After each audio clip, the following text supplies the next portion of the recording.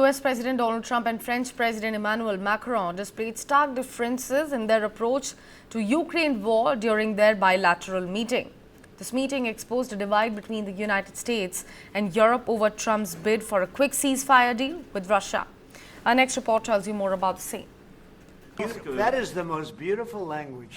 Despite friendly rapport, US President Donald Trump and visiting French President Emmanuel Macron showed some stark differences Monday when it came to the war on Ukraine. Macron is the first European leader to visit the White House in Trump's second term. His visit also fell on the 3-year anniversary of Russia's full-scale invasion of Ukraine in 2022, and came as alarm grows in Europe over Trump's hardening stance toward Ukraine and overtures to Moscow.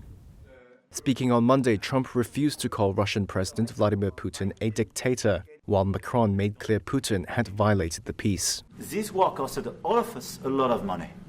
And this is the responsibility of Russia, because the aggressor is Russia. At one point during their Oval Office meeting, Macron corrected the US president's claim that Europe had delivered all of its aid to Ukraine as loans. Europe is loaning the money to Ukraine. They get their money back. No, in fact, to be frank, we paid 60% of the total efforts, and it was through, like the US, loans, guarantee, grants, and we provided real money, to be clear. Trump expressed a desire for a ceasefire as quickly as possible and said he was trying to arrange one between Ukraine and Russia. He also said he could go to Moscow to meet Putin once a deal is reached. Macron, on the other hand, urged a more deliberate approach, starting with a truce and then a peace deal that includes guarantees. My strong point was to say, let's try to get something first which can be assessed, checked and verified. And let's be sure that we build sufficient guarantees on the short run. And this is where we are ready to be engaged.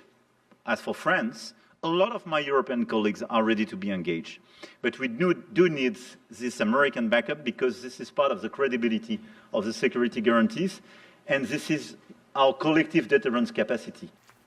The two did agree on the deployment of European peacekeeping forces once a deal is eventually reached. Trump said he accepts the concept, as does Putin. Trump also says he expects Ukrainian President Volodymyr Zelensky to come to the United States soon in order to seal the deal on a revenue-sharing agreement on Ukrainian minerals. Trump hopes to recoup the costs of aid the previous Biden administration had sent to Kyiv in the form of weapons to repel Russia. But Zelensky had so far rejected U.S. demands for $500 billion in mineral wealth.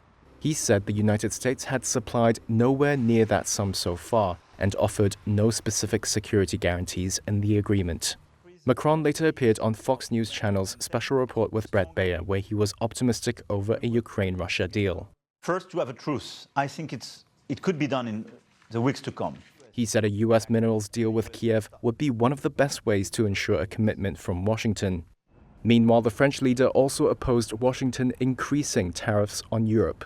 He instead argued the priority for the U.S. should be on strengthening defense and security rather than engaging in trade disputes with Europe and China.